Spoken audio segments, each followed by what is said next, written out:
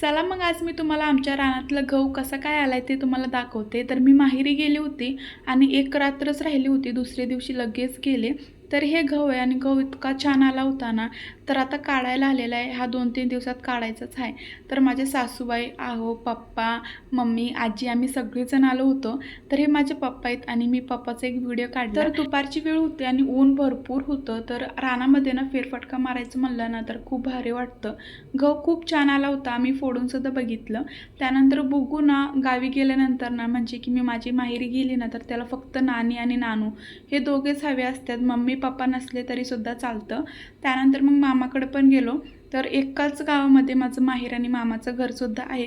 आणि इथं बघा कोंबडीची पिल्लं खूप छोटे छोटे आणि लहान होते. त्यानंतर महाशिवरात्री होती त्या दिवशी. सो मग आम्ही तर खिचडी खाल्ली होती. मामा आणि मामीनी खाल्ली नव्हते. सो मग ते दोघेजण खात होते आणि इथं मस्त आम्ही गप्पा मारत बसलो होतो. चला भेटू नेक्स्ट व्हिडिओमध्ये. बाय.